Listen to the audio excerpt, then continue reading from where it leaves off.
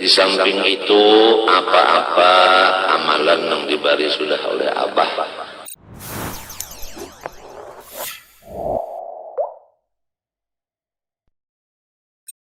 Jadi waktu membaca la ilaha illallah, tidak ada yang sempurna kecuali Tuhanku Allah.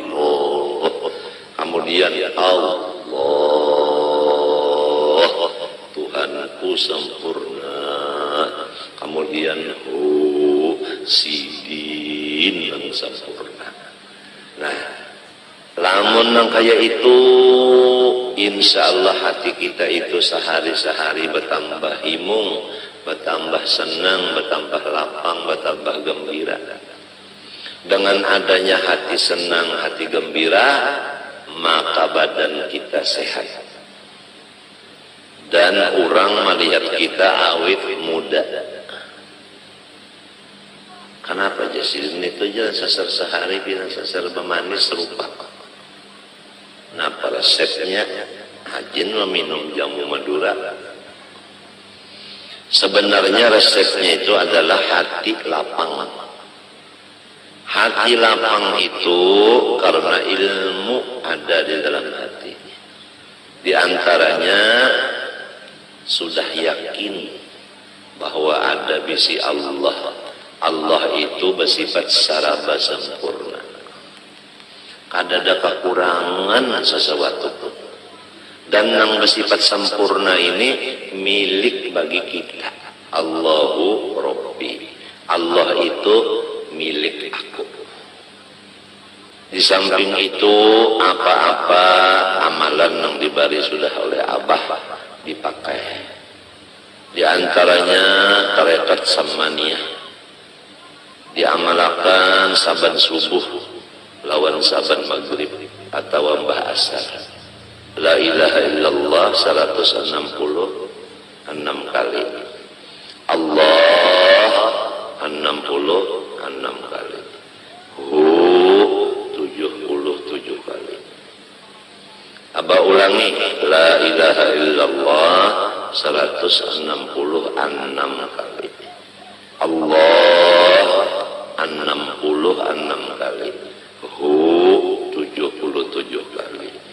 Kemudian membaca wasiat sidin 4 kali berturut-turut. Allahumma ighfir li ummati Sayyidina Muhammad, Allahumma arham ummata Sayyidina Muhammad, Allahumma astur ummata Sayyidina Muhammad, Allahumma jbur ummata Sayyidina Muhammad. Jadi tarekat samaniyahnya itu tadi diamalkan pagi sore, doanya pun 4 berturut-turut, sekurangnya limbah sembahyang subuh aja. Kalau bisa sore pun dibaca 2. Pertama, orang mengamalkan 2 macam itu tadi, tarekat samaniyah dan wasiatnya. Pertama diberi ilmu ma'rifat. Yang kedua dimurahkan rezeki yang halal. Mana sugih, mana halal. Hakunlah sugih halal pulang. Nomor 3 ditulis jumlah wali kutub.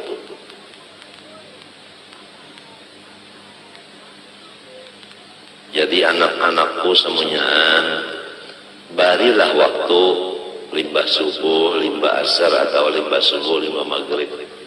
Baca la ilaha illallah 166 kali. Allah 66 kali. Hu 77 kali. Kemudian Allahumma ighfir li ummati Sayyidina Muhammad, Allahumma arham ummata Sayyidina Muhammad, Allahumma astur ummata Sayyidina Muhammad, Allahumma jbur ummata Sayyidina Muhammad 4 kali berturut-turut. Tasbih jangan kada bisi. Kopi jangan kada minum sedikit barang. Dan yang lebih penting lagi dirancaki duduk di majelis wali Allah.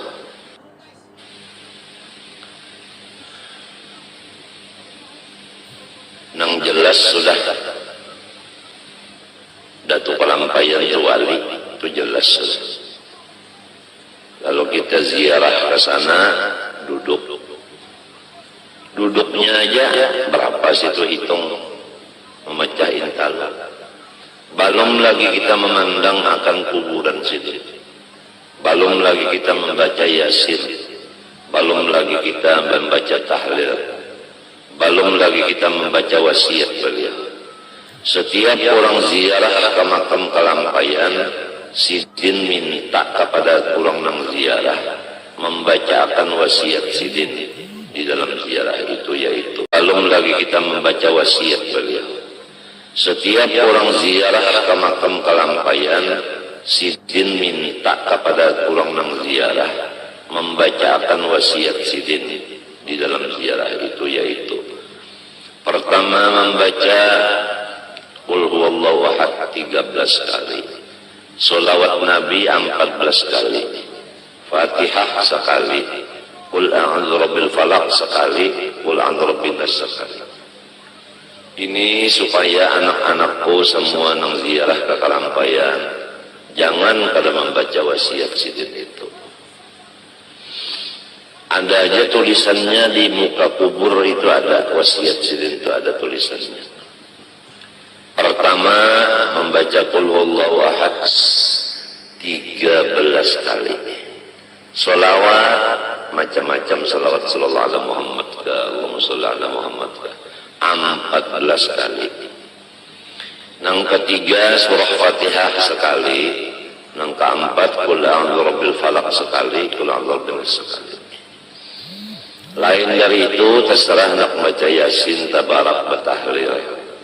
Hanya meminta kepada Allah, bertawassul, ya Allah ya Tuhanku, ulun minta kepada Engkau dengan berkat Datuk Kalampayan supaya ulun balaki guru ijeh. Astagfirullah, salah diralat. Masalah tuan-tuan bacaan, ya Allah ya Tuhanku, ulun minta kepada sampian bertawassul dengan Datuk Kalampayan supaya ulun guru ijai dapat bini pulang. Nah itu bujur, kada salah kada. Amin. Nah kadudi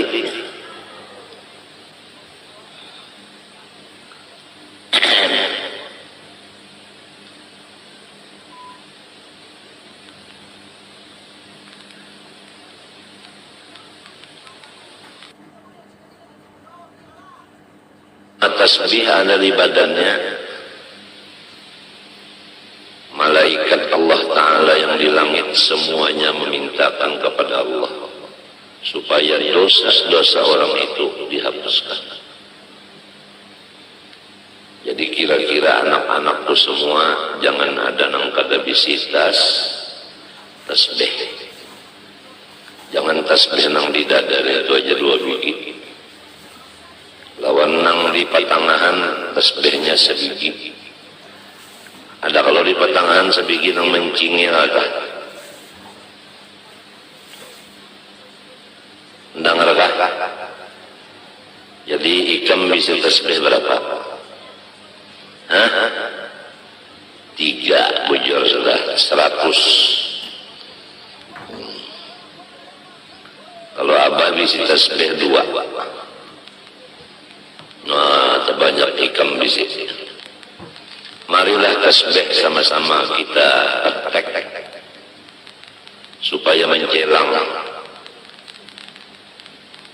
Andai kata tasbih itu nang 33 kah, nang 100 kah lawan kepalanya ada di badan kita, senantiasa malaikat mintakan ampun kepada Allah Subhanahu wa Ta'ala atas dosa-dosa kita.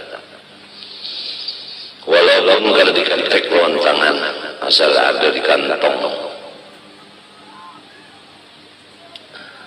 Ibaratkan membawa jauh tasbih. Sebaliknya, lain nang 3 dari lain.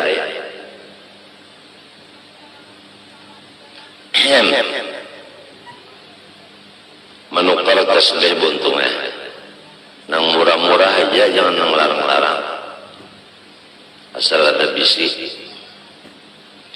Apalagi kalau bisa mengambil ijazah tasbih lawan guru itu mengambil ijazah lawan gurunya sampai kepada Sayyidina Muhammad SAW, yang diantara fadilatnya ijazah tasbih itu masuk surga bi ghairi hisab.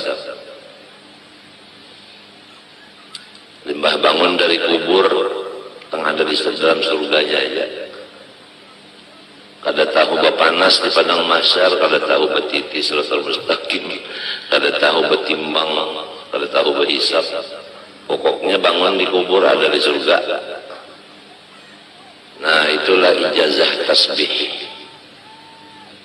Satu lagi ijazah bersalaman. Rasulullah bersabda, siapa bersalaman dengan aku dan sampai hari kiamat, jazah musafahah, saya masuk surga kada berhisab juga. Ada lagi yang semacamnya berasuk tangan, kalau bersalaman minta, rasuk tangan minta.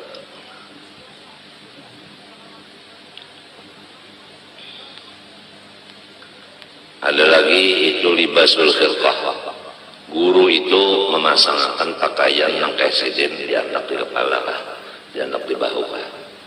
Nang bakas pakaian guru itu diandak. Atas tasbih nang pakaian guru diandak di tangan.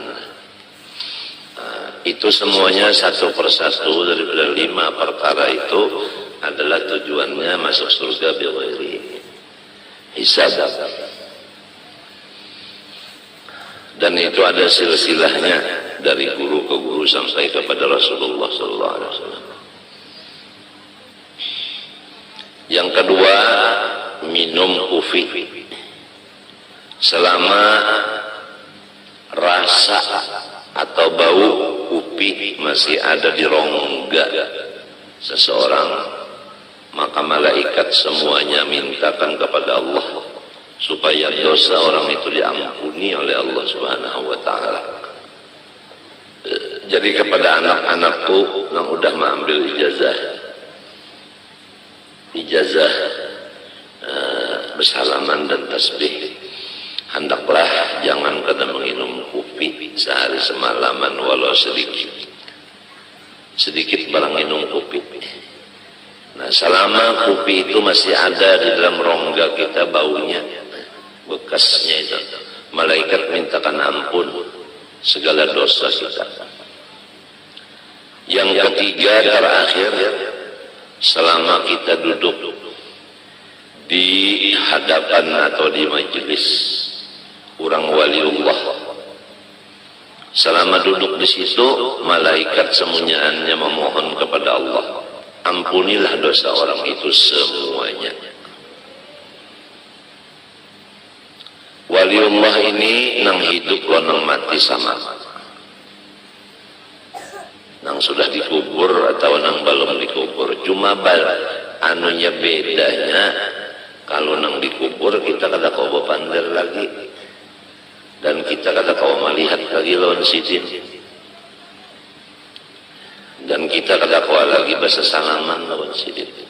Sidin sudah dalam kubur, ya Allah. Kalau nang masih hidup, kau bersalaman lawan sidin, kau melihat lawan sidin.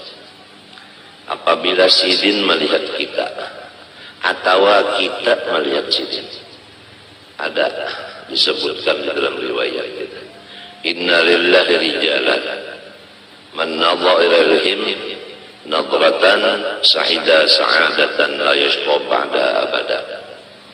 Ada satu riwayat, man nadharu ilaihi nadratan sa'ida sa'adatan la yashqa ba'daha abada.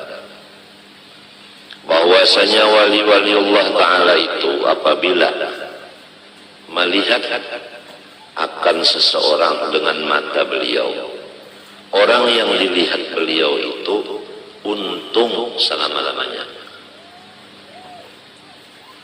Atau beliau pada melihat, tapi kita melihat non beliau, ada cengang ya kita lawan sidin minten.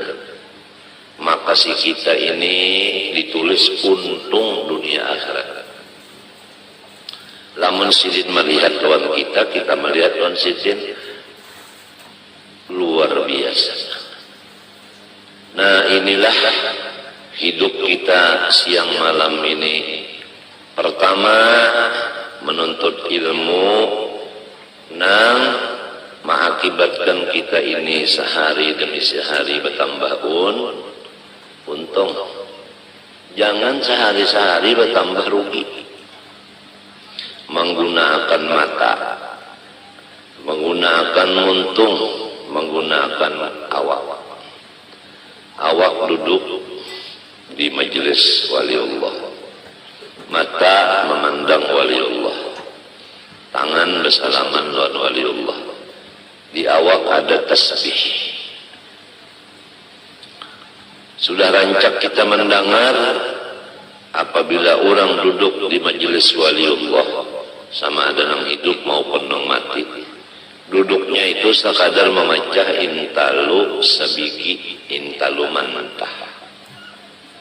Intalu mantah itu ambil sabiki, diketek lawan tangan pecah.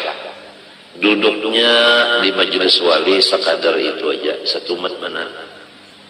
Maka pahalanya kita duduk satu mat itu lebih banyak daripada mulai keluar di parut beribadat siang malam non stop sampai mati. Misalnya ada seseorang namanya Abdullah, dia duduk di majelis wali sekadar memecah intalu serigi. Ada seseorang namanya Abdurrahman, mulai keluar di parut umma langsung beribadat siang dan malam, umurnya 100. Ada sengampihan beribadat 100 tahun mati. Maka Abdullah itulah yang paling sugih pahala daripada Abdurrahman tadi. Nah itulah artinya cara orang mencari keuntungan hidup. Ma'andak akan burit duduk di majelis waliullah, sekadar memecah intalu sabiki. Kalau duduknya seperempat jam memecah intalu berapa biji? Coba bayangkan, kaliakan aja untung benar. Cuma kalau orang munafik duduk di majelis wali itu sama dengan burung duduk di dalam sangkar. Dia berpikir hendak keluar daripada sangkar itu. Rasa kada nyaman di dalam sangkar. Dia lengah daripada Allah. Dia duduk bukan di majelis wali. Dia kada bisi tasbih. Dia membuang-buang waktu. Mata kada melihat kepada orang soleh.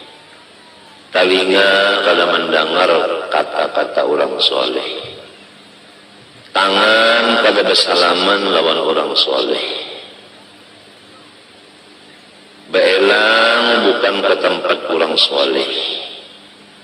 Jadi salah inya juga kada menggunakan awaknya kepada yang semestinya. Jelas saja sudah. Fa inna lahu ma'isyatan dhanka, diberi hidupnya itu susah. Selain daripada di dunia susah. Wa nahsyuruhu yaumal qiyamati a'ma. Dia bangun dari kubur ke padang mahsyar di dalam keadaan buta matanya. Kada gampangan orang buta berjalan mulai di kubur ke padang mahsyar. Tahantup-hantup. Lalu berpanggil lawan Tuhan, Rabbi lima hasyartani a'ma wa qad kuntu basira. Ulun di dunia ya Allah melihat saja mata, kenapa lipat bangun di kubur ini picak? Ujar Tuhan, sudah berapa pelajaran-pelajaran disampaikan guru-guru agama, tapi ikam kada mau mendengar. Ada juga yang mendengar kada maasih, kada menurut, kada memakai. Jadi walau umpat mendengar tapi kada masih, kada menurut, sama aja lawan nang kada mendengar jual. Hidupnya susah, kena bangun dikubur menuju padang mahsyar itu picak. Wa kadzalika yauma tunsa. Karena demikianlah pada hari kiamat ini engkau tidak dilayani sama sekali, dibiarkan sama sekali oleh Tuhan. Ya Allah, kasihan. Jadi anak-anakku semua, taubatlah kita daripada segala kesalahan yang sudah lewat. Janganlah berjalan kecuali ke tempat orang soleh. Jangan bakawan kecuali orang yang soleh. Jangan melihat kecuali kepada orang soleh. Jangan ziarah kecuali ke rumah orang soleh. Dan jangan kada visitas. Dan sehari semalaman jangan kada minum kopi walau sedikit. Di samping itu apa-apa amalan yang diberi sudah oleh Abah dipakai. Di antaranya tarekat samaniyah diamalkan saban subuh lawan saban maghrib atau mbah asar. La ilaha illallah 166 kali.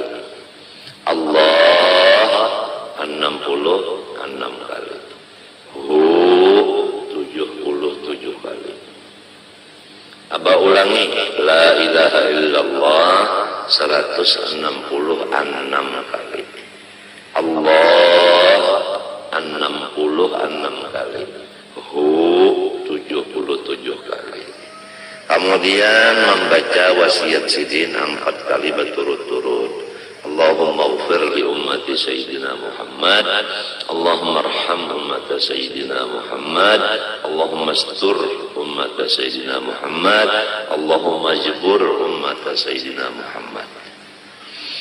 Jadi tarekat samaniyahnya